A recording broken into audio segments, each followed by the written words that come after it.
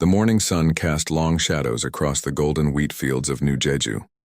Park Hyun-woo stood on his porch, holding a cup of coffee and watching the farmers begin their daily work. As the colony's governor, he felt proud of what they had built here. 50,000 people called this place home, and they had created something beautiful on this distant world. Lee Soo-jin walked between the rows of crops, checking the soil moisture levels with her scanner. She had been the colony's chief agricultural engineer for 5 years now. The wheat was growing perfectly, just like the corn and vegetables in the other fields. She smiled as she watched children playing near the irrigation channels. This was a good life, far from the busy planets closer to Earth. At the edge of the settlement, Kim Tae-ho finished his morning patrol. He commanded the Colonial Defense Force, though it was hardly impressive. 200 volunteers with basic weapons and old equipment. Most were farmers who trained on weekends. Kim often joked that they could barely stop a bar fight, let alone defend against real threats. But out here on the rim, there were no real threats to worry about. The colony had everything it needed. Dr. Choi Mi-young ran the medical center, treating everything from broken bones to helping deliver babies. Yoon Jae-won owned the most popular cantina in town, where people gathered every evening to share stories and laugh together. Life was simple and peaceful. Park Hyun-woo had chosen this life carefully. Before becoming governor, he had served in the military for 20 years. He had seen enough war and violence to last several lifetimes. When the chance came to lead a farming colony on the outer rim, he took it gladly. Here his biggest problems were crop yields and trade schedules. The colonists came from all walks of life. Some were farmers who wanted more land. Others were families seeking a quiet place to raise children. A few were like Park Hyun-woo, former military people who wanted peace. They had all worked hard to build something good together.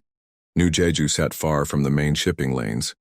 Supply ships came every few months, bringing news from the inner worlds and taking their grain exports. The colony was self-sufficient in most ways. They grew their own food, generated their own power, and handled their own problems. It was exactly what most of them wanted. The farms stretched for kilometers in every direction. Wheat, corn, and soybeans covered the fertile plains. Orchards full of fruit trees dotted the hillsides. Cattle and sheep grazed in green pastures. The colonists had chosen this world well. The soil was rich, the climate was mild, and there was plenty of fresh water. Children attended school in the morning and helped with farm work in the afternoon. Teenagers learned skills like mechanics, medicine, and agriculture. Adults worked hard but found time for community events and celebrations. The elderly shared their wisdom and enjoyed watching their grandchildren grow up in safety. Dr. Choi Mi-young often said this was how human life should be. No pollution, no overcrowding, no stress from city life. People knew their neighbors and helped each other. Crime was almost non-existent. The biggest excitement usually came from harvest festivals or sports competitions between the different farming districts. But life on the rim also meant being far from help. The nearest human military base was weeks away by ship. If trouble came, New Jeju would have to handle it alone. This fact didn't worry most colonists. They had Kim Tae-ho's defense force, and what enemy would bother attacking a farming world anyway? Unknown to the peaceful farmers of New Jeju, they had attracted attention from a very dangerous source. Far across the galaxy, the Terran Empire had been watching human expansion with growing interest. The Empire controlled over 2,000 star systems and had absorbed dozens of alien species through conquest. Supreme Admiral Kethmore commanded the Empire's war fleets. He was a veteran of countless campaigns and had never met an enemy he couldn't defeat. To him, humans looked like another primitive species ready for absorption. Their ships were few, their colonies were scattered, and they seemed more interested in farming than fighting. The Empire's strategy was always the same. Send scout fleets to identify weak targets, demand submission, crush any resistance quickly to discourage others. It had worked perfectly for centuries. Species after species had joined the Empire, either willingly or by force. Human colonies like New Jeju seemed especially tempting. They were isolated, lightly defended, and full of valuable resources. The Empire's intelligence reports described them as soft targets populated by civilians who would surrender rather than fight, perfect for demonstrating imperial power to the galaxy. War Captain Velthak had volunteered to lead the scouting mission to New Jeju. He commanded 50 warships, more than enough to handle a farming colony. His troops were eager for action after months of boring patrol duty. This would be an easy victory to add to their records. The Valthyran fleet moved through hyperspace toward the outer rim of human territory. Their destination was chosen carefully. New Jeju was far from help, had no significant defenses, and represented an important food production center. Conquering it would hurt human morale while providing the Empire with a useful agricultural world. Meanwhile, the colonists of New Jeju continued their daily routines. Park Hyunwoo reviewed crop reports and planned the next harvest. Lee Soo-jin calibrated irrigation systems and checked soil conditions. Kim Tae-ho ran training exercises with his small defense force, though everyone treated it more like a social club than real military preparation. The evening brought people together at Yoon Jae-won's cantina. Farmers shared stories of their day over local beer. Families enjoyed simple meals together. Children played games in the streets while parents watched from doorways. It was a scene of perfect peace and contentment. None of them knew that enemy ships were racing toward their world through the darkness of space. The Valthyran Empire was about to test human resolve for the first time. War Captain Velthak expected to find weak civilians ready to surrender at the first sign of superior force.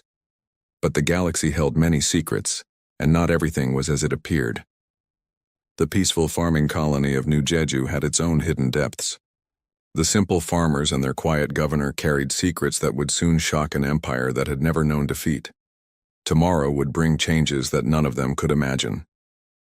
The war that was coming would reveal truths about humanity that even the humans themselves had forgotten.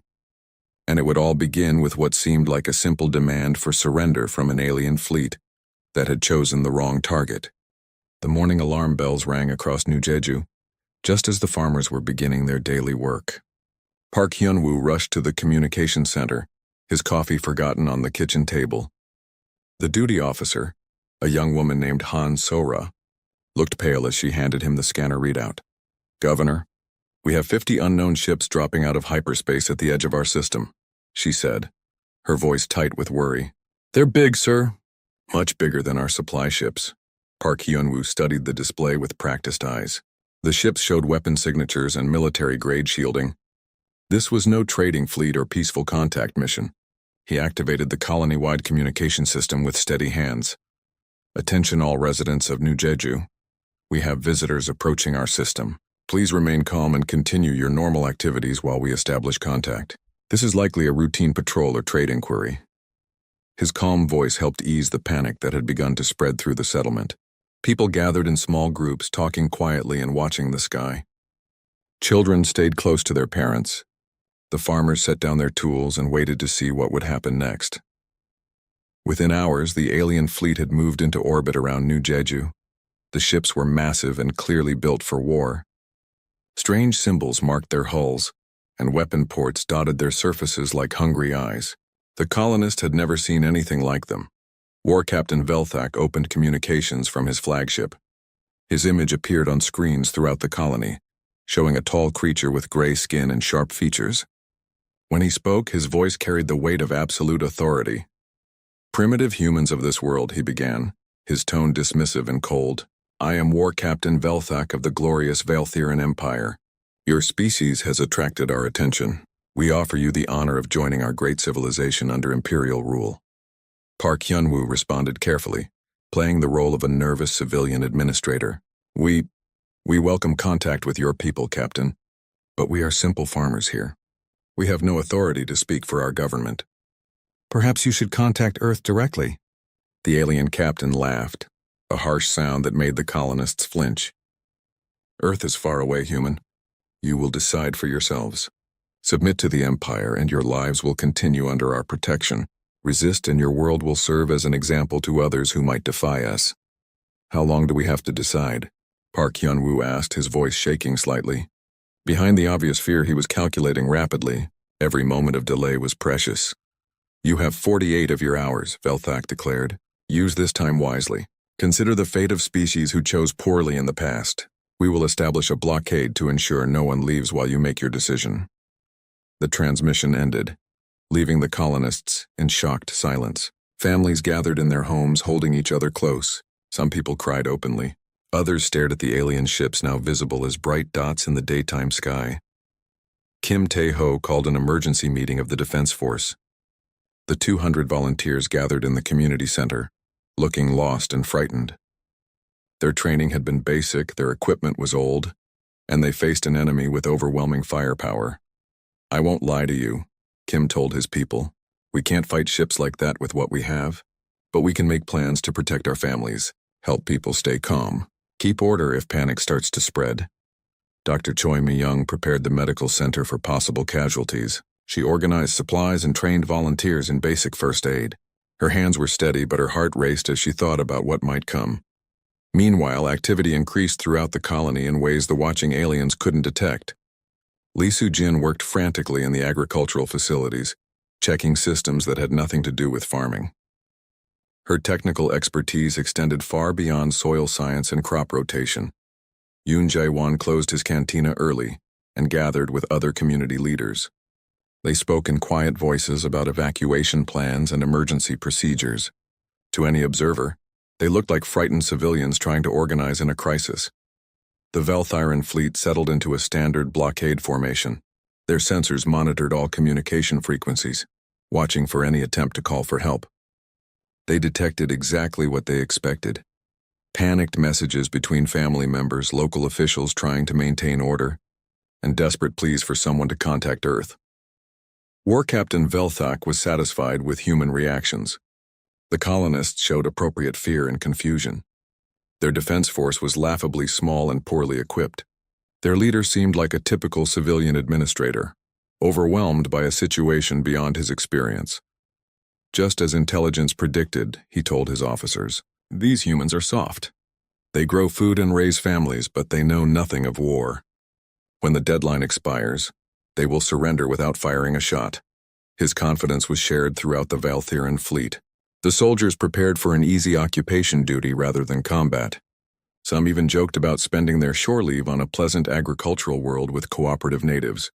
But beneath the surface of New Jeju, changes were taking place that alien sensors could not detect.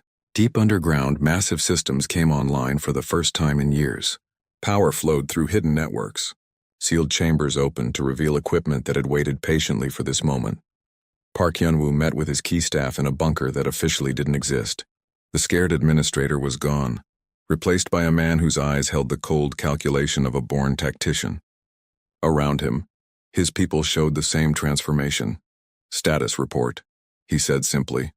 "All primary systems online," Lee Soo-jin reported, her technical readouts covering far more than agricultural data. "Power grid at full capacity. Network connections established. We're ready for Phase 1. Defense positions," he asked Kim Tae-ho. "All teams in place. Camouflage holding. The enemy still thinks we have 200 farmers with hunting rifles." Kim's smile was sharp and predatory. "They have no idea what's really down here." Dr. Choi Mi-young checked her own preparations. Her medical facility was ready, but not just for treating injured colonists. She had other skills that peaceful farming hadn't required for years. As the 48-hour deadline approached, the Velthyrans prepared for easy victory. Their ships moved into bombardment positions. Troops readied for planetary assault. War Captain Velthak composed his victory message to Supreme Command. The colonists maintained their facades perfectly. Children stayed close to their families. Adults looked appropriately worried. The defense force kept their old equipment visible, while keeping their real capabilities hidden. Everything appeared exactly as the aliens expected. But in the deep places beneath New Jeju's peaceful surface, humanity's true nature was awakening. Systems that had slept for years hummed with deadly purpose. Weapons designed by Earth's finest military engineers prepared for their first test. The harvest was about to begin. War Captain Velthak opened the final communication to New Jeju. "Humans, your time is nearly ended. What is your decision?" Park Hyun-woo appeared on screen one last time, looking like a broken man facing the inevitable. We submit to the Empire, but please give us time to organize the transition. There are children here, families, we need to prepare them." "You have chosen wisely," the war captain said with satisfaction. "Prepare to receive our occupation forces. Resistance will be met with immediate termination." The transmission ended. In the silence that followed, both sides made their final preparations. The Velthyrans expected an easy landing and quick establishment of control. The humans of New Jeju prepared to teach the galaxy a lesson about underestimating humanity. The 48 hours were nearly over. Soon the real New Jeju would reveal itself to an enemy that had no idea what was coming. The deadline arrived with the rising sun. War Captain Velthak stood on the bridge of his flagship, watching New Jeju turn slowly below. The planet looked peaceful and defenseless, exactly as he had expected. Small farming settlements dotted the continents, connected by simple roads. No sign of military installations or serious defensive positions. Begin pacification bombardment, he ordered his weapons officer. Target the main settlement first. Light bombardment only. We want to demonstrate our power, not destroy valuable infrastructure. The Valtheran ships opened fire with their lighter weapons. Bright beams of energy lanced down from orbit, aimed at empty fields near the colony's center. The idea was simple. Show overwhelming force, make the humans panic, then demand immediate surrender. The energy beam struck the planet's surface and simply disappeared. Velthak stared at his displays in confusion. The targeting systems showed direct hits, but there was no explosion, no crater, no sign of impact at all. His weapons officer checked the readings twice, then looked up with bewilderment. "Sir, our weapons are firing normally, but something is absorbing the energy," he reported. "It's like the planet has some kind of defensive screen." Before Velthak could respond, New Jeju's true nature revealed itself. The grain silos throughout the colony suddenly opened like flowers blooming in fast motion. But instead of storing wheat, they held missile launch tubes. Hundreds of sleek projectiles erupted from hidden launchers, racing toward the Valtheran fleet with impossible speed. At the same time, the agricultural equipment scattered across the farms began to unfold and transform. What had looked like simple tractors and harvesters revealed themselves as massive weapon platforms. Railgun batteries rose from beneath crop fields, their barrels swiveling to track targets in orbit. Lee Soo-jin stood at her control station, no longer pretending to be just an agricultural engineer.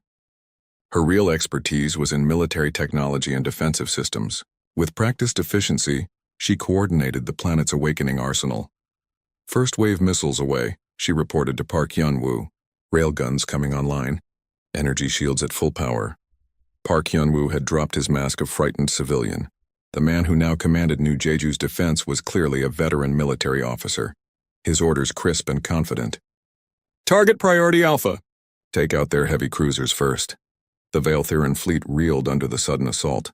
Ships that had been confidently preparing for easy occupation found themselves fighting for survival. The human missiles weren't just numerous, they were incredibly advanced, weaving through defensive fire and adjusting their attack patterns in real time. War Captain Velthak watched his fleet being torn apart and couldn't understand what was happening. Intelligence had said this was a farming colony with minimal defenses. Instead, his ships faced firepower that rivaled a major military installation. "All ships return fire," he commanded. "Destroy those weapon positions." The Valtheran fleet unleashed its full bombardment, enough firepower to crack a planet's crust. But the energy beams and missile strikes simply vanished against New Jeju's shields. The defensive screen held firm, powered by fusion reactors that had been disguised as simple geothermal plants. Kim Taeho emerged from underground bunkers with his colonial defense force. But these weren't weekend warrior farmers anymore. 200 of the most elite soldiers in human space moved with deadly precision, their real equipment finally revealed. Advanced armor, energy weapons, and tactical gear that made them nearly invincible. The Valtherans had managed to launch several dropships before the orbital battle began. Now those alien troops landed on what they expected to be a helpless farming world. Instead, they found themselves facing opponents who moved like ghosts and fought like devils. Yoon Jae-won, the friendly cantina owner, led one of the defensive squads. His civilian disguise fell away to reveal a decorated combat veteran with skills that had been honed in a dozen previous wars. The aliens who landed near his position didn't live long enough to understand their mistake. Dr. Choi Mi-young had her own role in the defense. Her medical training was real, but she had other skills as well. When Valtheran troops tried to secure the medical facility, they found a doctor who could heal or kill with equal expertise. The ground battle was even more one-sided than the space combat. Every single colonist on New Jeju was revealed to be military personnel. The children and families the aliens had seen were all carefully constructed illusions. The real population of New Jeju was 50,000 elite soldiers posing as peaceful farmers. Lee Soo-jin, triggered her most devastating surprise. The terraforming charges she had placed throughout the colony's farmland detonated in sequence, reshaping the battlefield in seconds. Hills became valleys, valleys became mountains, and alien troops found themselves trapped in kill zones that had been planned years in advance. In orbit, the Valtheran fleet continued to die. The railguns hidden beneath New Jeju's farms fired projectiles at relativistic speeds, punching through ship armor like paper. Advanced missiles swarmed around defensive screens to strike critical systems. Within the first hour, 30 ships had been destroyed or disabled. War Captain Velthak tried desperately to withdraw his remaining forces, but escape routes were already blocked. Cloaked human destroyers emerged from the asteroid belt where they had been waiting. The trap had been perfectly set and expertly executed. "How is this possible?" he demanded of his intelligence officer. "Our scouts reported a peaceful agricultural colony." "Sir, our information was accurate," the officer replied weakly. "This place was exactly what it appeared to be, but somehow they've hidden a major military installation beneath the farming operations." The truth was more elegant than the Velthyrans could imagine. New Jeju wasn't a colony disguised as a military base. It was a military base perfectly disguised as a colony. Every aspect of the farming operation was real and functional, but it served as camouflage for one of humanity's most sophisticated defensive installations. Park Hyun-woo coordinated the battle from his command center, which had been hidden beneath what appeared to be the colony's administrative building. His staff moved with military precision, each person a specialist in their field of warfare. The frightened civilian administrator had never existed at all. "Status report," he requested as the battle entered its second hour. "Orbital defense complete," Lee Soo-jin reported. "Enemy fleet reduced to 12 ships, all attempting to withdraw. Ground operations 90% successful. Remaining alien troops isolated and surrounded. Casualties on our side? 3 wounded, none killed. Dr. Choi is handling the injured." Park Hyun-woo nodded with satisfaction. The plan had worked perfectly. Years of preparation and careful deception had created a trap that no enemy could escape. The Valtheran Empire had sent a fleet to conquer farmers, and instead found themselves fighting ghosts. The space battle ended with the destruction of the Valtheran flagship. War Captain Velthak died still trying to understand how his intelligence could have been so wrong. Only one alien ship escaped the slaughter, a damaged scout vessel that limped toward hyperspace carrying news of the disaster. On the ground, the last pockets of enemy resistance were being eliminated. Kim Tae-ho's soldiers moved through the transformed landscape, hunting down alien survivors with methodical efficiency. The Valtheran troops had been trained for conquest, not survival against an enemy that knew every meter of the terrain. As the sun set on New Jeju, the harvest was complete. 50 Valtheran warships had been reduced to wreckage. Thousands of alien troops had been killed or captured. The farming colony had revealed its true nature and demonstrated humanity's hidden strength. But Park Hyun-woo knew this was only the beginning. The escaped scout ship would carry word back to the Valtheran Empire. Supreme Admiral Kethmore would learn of this defeat and respond with overwhelming force. The real test was yet to come. For now, though, the colonists celebrated their victory. The wheat fields would need replanting after the battle, but that was a small price to pay. They had sent a message to the galaxy. Humanity was not as helpless as it appeared. The question was whether anyone would understand the lesson before it was too late. Supreme Admiral Kethmore received the report in his war room aboard the massive Imperial Dreadnought, Eternal Dominion. The surviving scout ship's commander, Sub-Captain Hector, trembled as he delivered news that should have been impossible. 50 ships destroyed. "Admiral," Hector reported, his voice barely steady. "The entire scouting fleet eliminated by what our intelligence said was a simple farming colony. War Captain Velthak died with his ship." The war room fell silent. Kethmore had commanded Imperial fleets for 3 decades, conquering system after system. Never had he lost an entire fleet to any enemy, let alone a group of primitive farmers. His officers stared at the tactical display showing the new Jeju system, trying to understand what had happened. "Describe their weapons," Kethmore demanded, his voice cold with controlled rage. "Advanced missiles that moved like living things, energy weapons that cut through our armor like it was paper, defensive shields that absorbed our heaviest bombardments without failing."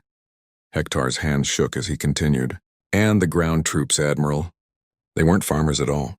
Every single one was a trained warrior. The admiral studied the fragmentary sensor data recovered from the destroyed fleet.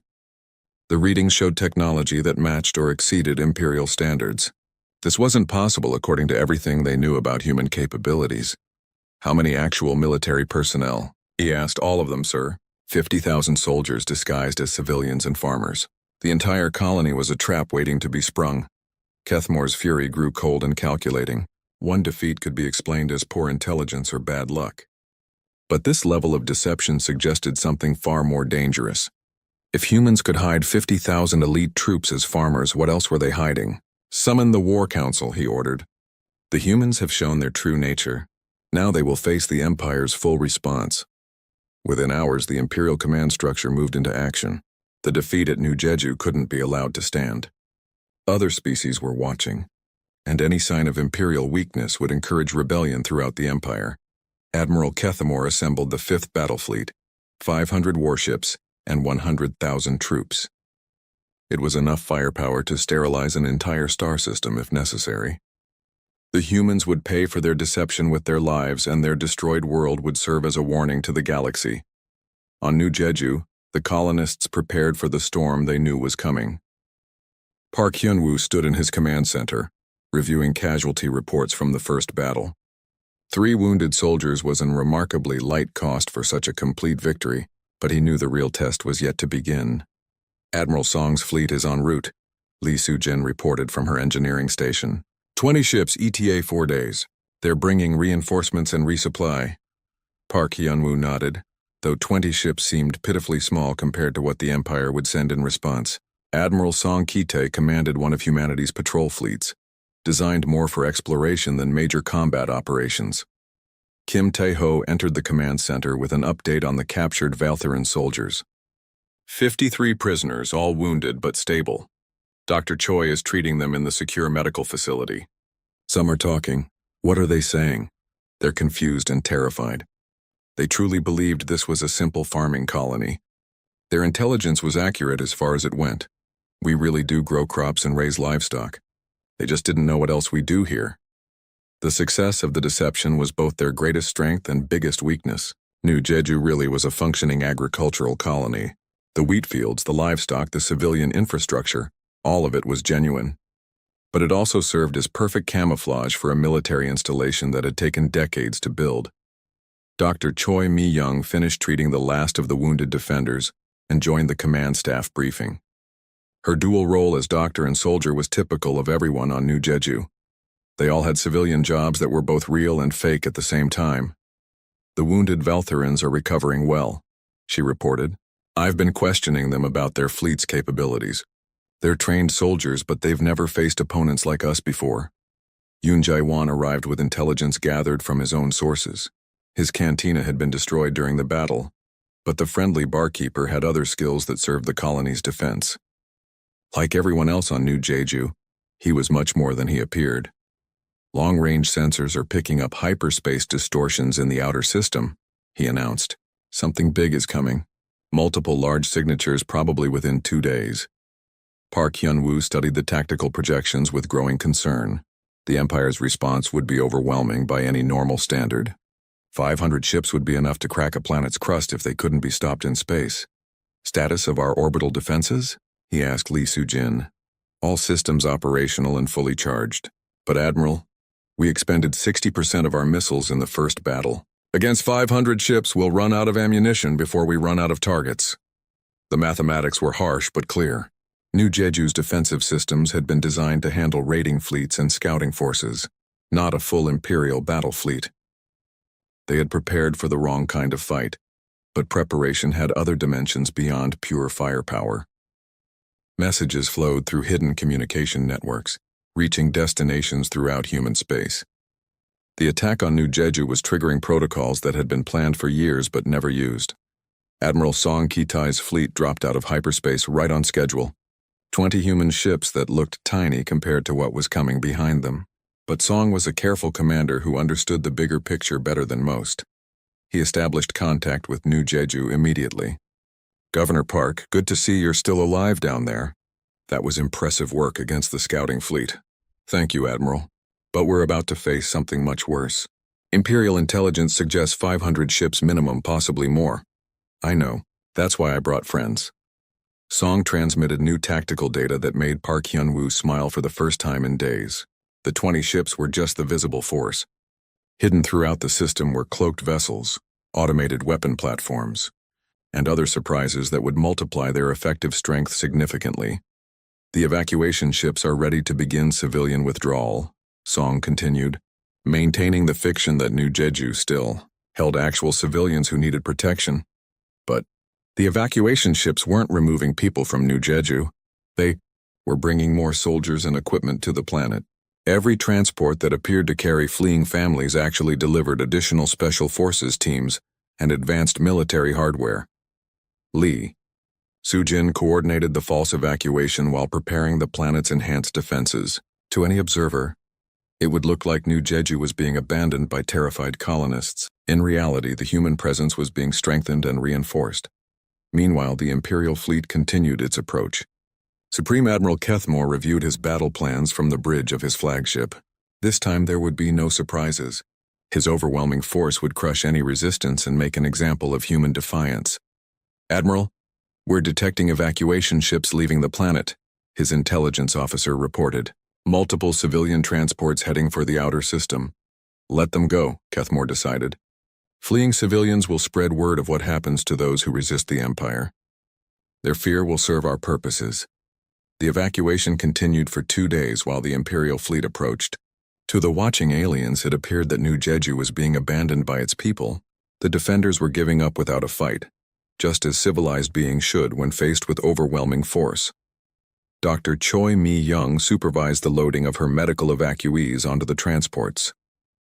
Each injured colonist was actually a healthy soldier in disguise, and each medical supply shipment contained military equipment instead of bandages and medicine. As the Imperial fleet drew closer, New Jeju appeared to be transforming from a defended colony into an abandoned world. Only a skeleton crew remained to operate basic facilities, or so the aliens believed. In reality, the human force had doubled in size and capability. The real evacuation was happening among the Valtheran prisoners. Dr. Choi quietly arranged for the most seriously wounded aliens to be shipped to safety before the battle began. It was a gesture of mercy that would later puzzle Imperial historians trying to understand human nature. Supreme Admiral Kethmore prepared for what he expected to be a brief, decisive engagement. His massive fleet would overwhelm the remaining defenders and establish Imperial dominance over this region of space. The destruction of New Jeju would demonstrate that defying the Empire brought only death. But humanity had shown only the first layer of its hidden strength. What the aliens had faced before was nothing compared to what was waiting for them. The harvest was about to begin again, and this time the crop would be measured in Imperial ships. The Imperial Armada dropped out of hyperspace like a dark storm cloud. 500 Valtheran warships filled the space around New Jeju, their hulls gleaming with weapon ports and battle scars from countless conquests. Supreme Admiral Kethmore stood on the bridge of his flagship, satisfied by the display of overwhelming force. "Begin orbital bombardment," he commanded. "I want that planet's surface melted to glass. Every structure destroyed, every hiding place eliminated." The Imperial fleet unleashed hell itself upon New Jeju. Energy beams powerful enough to boil oceans lanced downward. Missile swarms that could level continents streaked toward the planet's surface. Plasma cannons that had cracked moons fired at maximum power. The bombardment was designed to destroy all life on the planet within minutes. No defensive system could withstand such incredible firepower. The Admiral watched with grim satisfaction as his weapons lit up the night side of New Jeju with artificial suns. Then the impossible happened. Every beam, every missile, every plasma bolt simply vanished against New Jeju's defensive screens. "Status report," Kethmore demanded, staring at sensor readings that made no sense. "Admiral, our weapons are having no effect," his tactical officer reported with disbelief. "The planet's shields are absorbing everything we throw at them. Power output suggests they're using some kind of zero-point energy source." Zero-point energy was theoretical even to the advanced Valtheran Empire. The idea that primitive humans could harness such power was beyond comprehension. Yet the evidence was undeniable.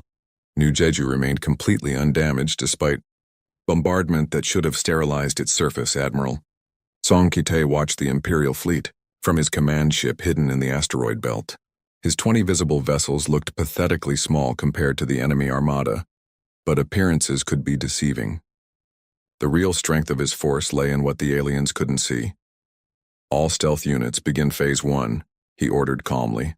Throughout the system, cloaked human vessels moved into attack positions, advanced destroyer-class ships equipped with experimental technology that made them nearly invisible to enemy sensors. Each one carried firepower that far exceeded its size. On New Jeju's surface, Park Hyun-woo coordinated the defense from his expanded command center. The false evacuation had actually brought him 10,000 additional elite troops and enough equipment to outfit a small army. His force was now ready for anything the Empire could throw at them. Orbital shields holding at 98% capacity, Lee Soo-jin reported from her engineering station. 0-point generators operating within normal parameters. We can maintain this level of protection indefinitely. The shields weren't just defensive, they were also hiding New Jeju's true nature from Imperial sensors. Below the energy barrier, massive weapon systems were powering up for the first time in decades. Railguns that dwarfed anything the first battle had revealed.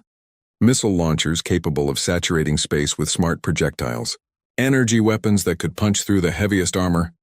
Supreme Admiral Kethmore grew frustrated as his bombardment continued to have no effect.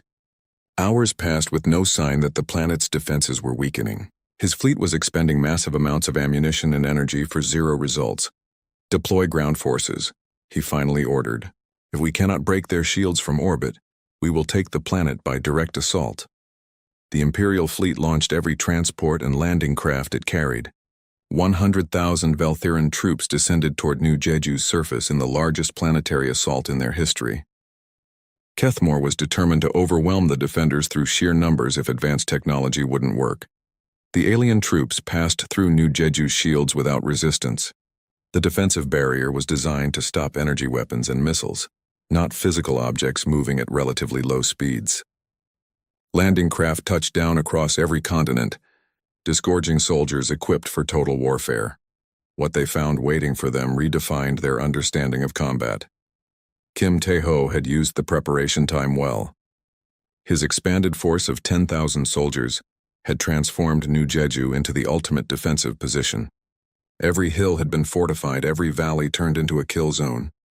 The planet's surface looked like peaceful farmland, but beneath the illusion lay the most sophisticated military installation humanity had ever built.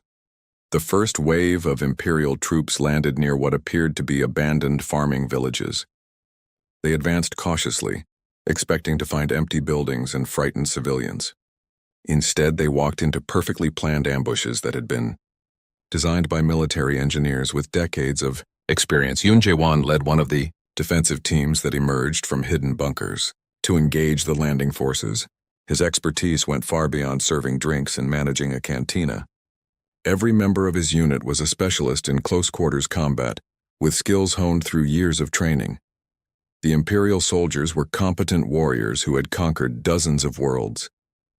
But they had never faced opponents like the defenders of New Jeju. Every human on the planet was military personnel trained from childhood for exactly this kind of warfare. They moved through the landscape like ghosts, striking without warning and disappearing before the enemy could respond. Dr. Choi Mi-young established field hospitals in secure locations, but her role extended far beyond medical care. Her knowledge of Velthiran physiology, gained from treating prisoners after the first battle, made her teams extraordinarily effective at neutralizing alien soldiers without necessarily killing them. The ground battle quickly turned into a nightmare for the Imperial forces. Advanced human technology allowed the defenders to see in complete darkness, move silently through any terrain, and coordinate attacks with inhuman precision. Every engagement resulted in heavy alien casualties and minimal human losses. Lee Soo-jin triggered her most devastating surprise. The terraforming charges she had placed throughout the planet's surface during the false evacuation detonated in carefully timed sequences. Mountains rose where there had been plains. Rivers changed course to flood enemy positions. The entire landscape of New Jeju shifted and flowed according to human tactical needs. In space, Admiral Song's hidden fleet struck without warning. The cloaked destroyers had moved into perfect position, while the Imperial fleet focused on their failed bombardment. Advanced torpedoes launched from stealth positions, each one targeted at critical enemy systems. The Imperial ships found themselves under attack by enemies they couldn't see. Human vessels equipped with experimental technology danced through their formations, striking and vanishing before defensive fire could lock onto them. The alien fleet's numerical advantage meant nothing when they couldn't target their opponents. "Where are they?" Kethmore demanded as another of his cruisers exploded from an unseen torpedo strike. "How can they hide entire fleets from our sensors?" His science officer worked frantically at his station, trying to understand technology that seemed impossible. "Admiral, they're using some kind of adaptive camouflage system. Our sensors detect them for moments, then they vanish again. It's like they're shifting in and out of normal space." The space battle became a masterclass in advanced tactics. Human ships with superior technology and training systematically dismantled an enemy fleet 10 times their size. Each attack was perfectly coordinated, each withdrawal flawlessly executed. The Imperial advantage in numbers became meaningless against opponents who could not be effectively engaged. On the planet's surface, the ground war continued to go badly for the Imperial forces. Park Hyun-woo's defenders used every advantage their preparation had provided. Hidden weapon caches supplied ammunition for extended combat. Underground tunnels allowed rapid movement between positions. Advanced communications kept every unit coordinated with perfect precision. The Valtheran troops had trained for conventional planetary assault against static defenses. Instead, they faced an enemy that treated the entire planet as a single, massive weapon. Every rock could hide a sniper. Every hill might conceal artillery. Every peaceful valley could become a killing field at a moment's notice. After 6 hours of continuous combat, Supreme Admiral Kethmore finally understood the scope of his mistake. This wasn't a farming colony with hidden defenses. This was a military installation so sophisticated that it could masquerade as a civilian settlement while maintaining full agricultural production.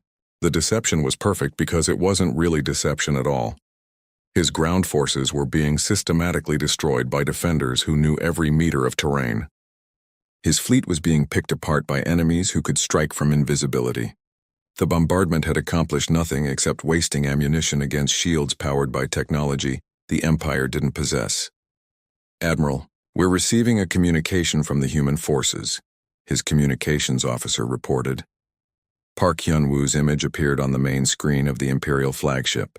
The man who had pretended to be a frightened colonial administrator now spoke with the authority of a veteran military commander. "Supreme Admiral Kethmore," he said calmly, "I am offering you one opportunity to withdraw your forces and leave this system. Your soldiers on the ground will be allowed to return to their ships unharmed if you agree to immediate departure." The Admiral stared at the human with a mixture of rage and disbelief.